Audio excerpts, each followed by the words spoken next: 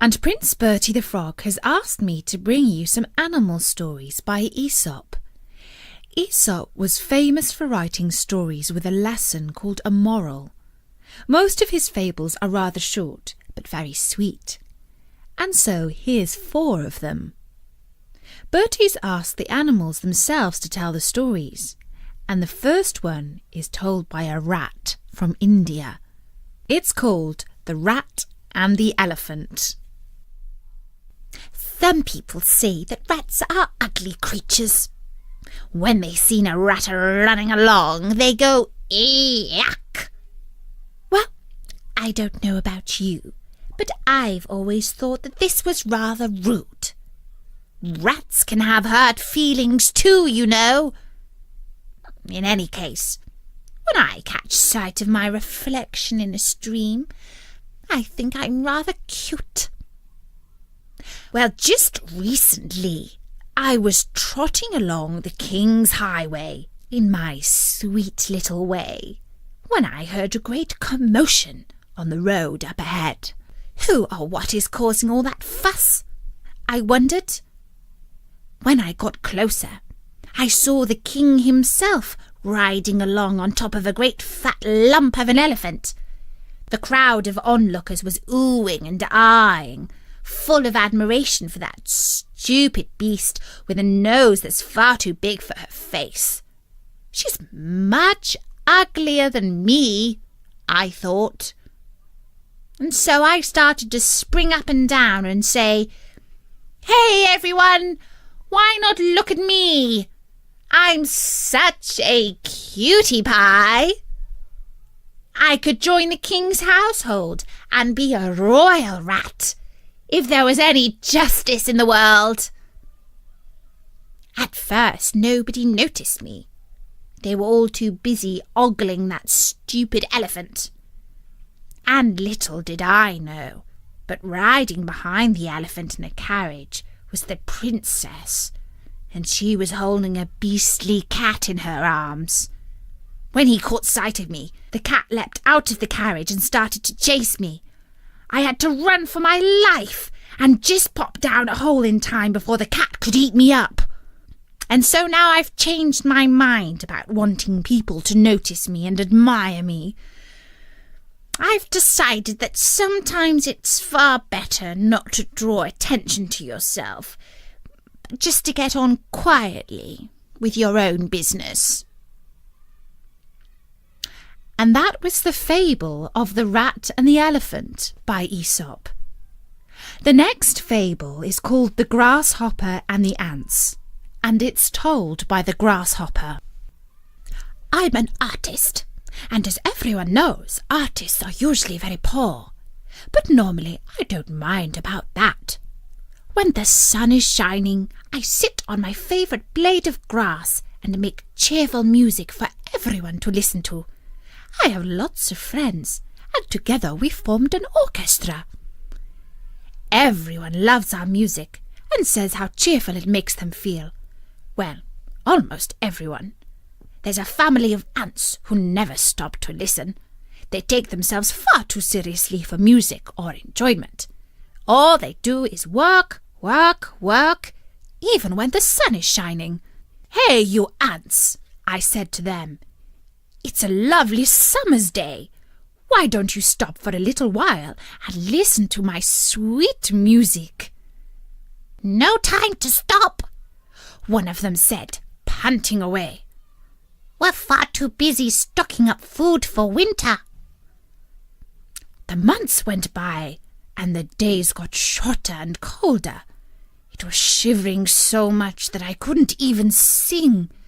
A hard frost was on the ground, and I couldn't even find a crumb to eat.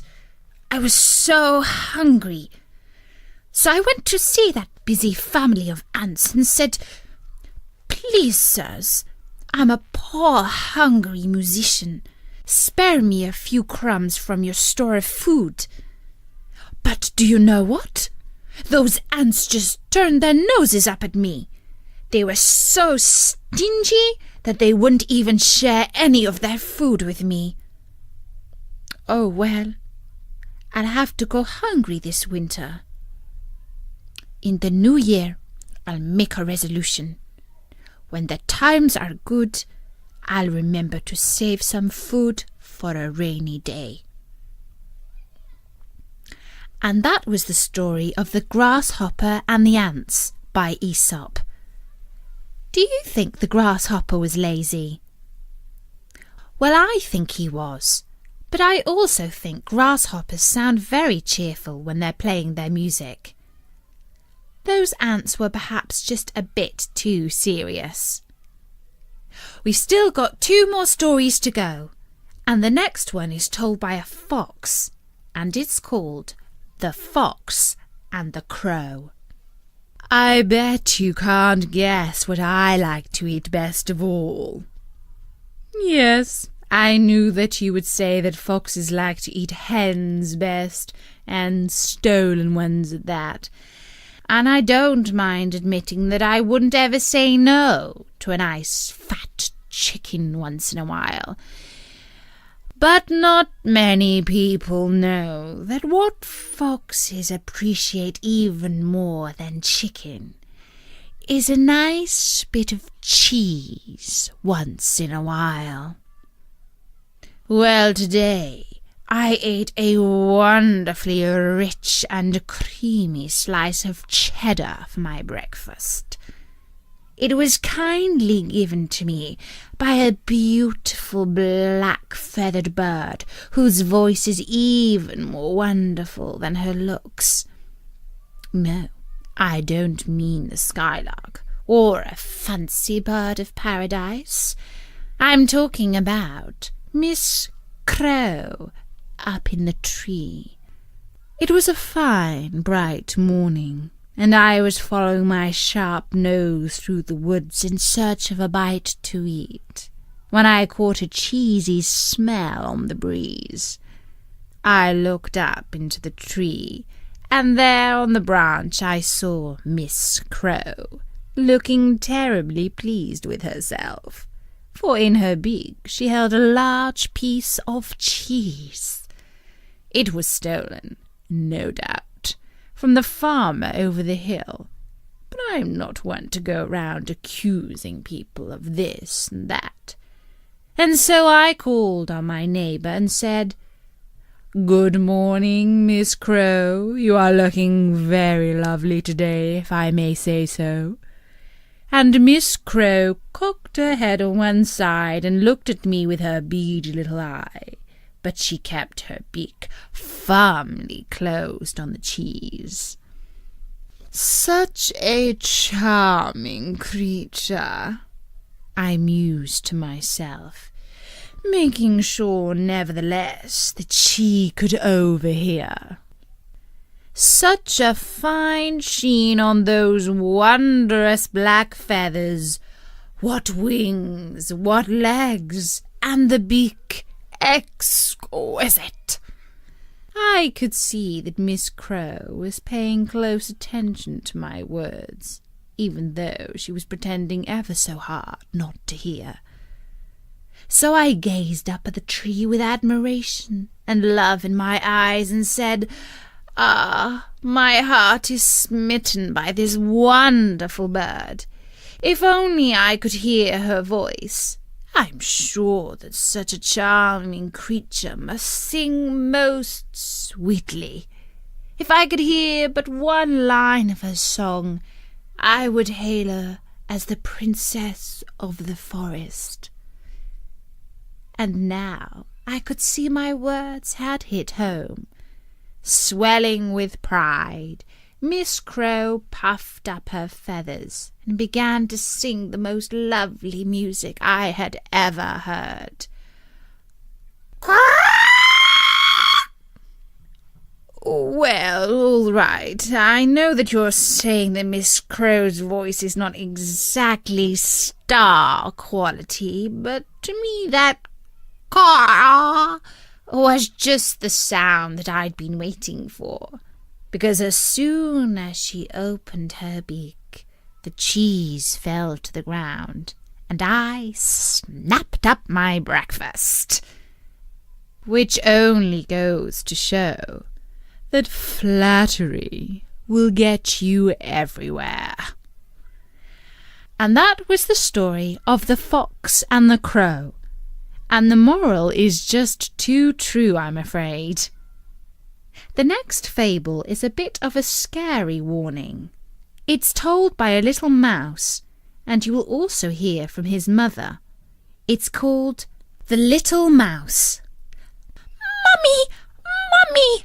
Thank goodness it's you. I've just escaped by a whisker from the most frightful, scary monster that there ever was. Just now, I was strolling along minding my own business when, just as I looked into the farmyard, I saw two strange creatures. One of them looked very kind and fluffy and had lovely whiskers, but the other was the most scary monster you ever did imagine. Wow! On top of his head and in front of his neck hung pieces of raw red meat. He walked about this way and that, tearing up the ground with his toes and beating his arms against his sides. The moment he caught sight of me, he opened his pointed mouth as if to swallow me, and then he let out a cry that frightened me almost to death. If it had not been for that terrible monster, I would have made friends with a pretty creature who looked so good and gentle. He had thick, velvety fur, a soft face, and his eyes were bright and shining. As he looked at me, he waved his fine long tail and smiled. I am sure he was just about to speak to me when the monster I have told you about let out a screaming yell. I ran for my life. Mother Mouse, my little mouse, that gentle creature you saw was none other than the cat. Under his kindly appearance, he bears a grudge against every one of us. The other was nothing but the cockerel, who wouldn't harm you in the least. As for the cat, he eats us. So be thankful, my child, that you escaped with your life. And as long as you live, never judge people by their looks. And that was the fable of the Little Mouse by Aesop. I'm glad that he got away, aren't you?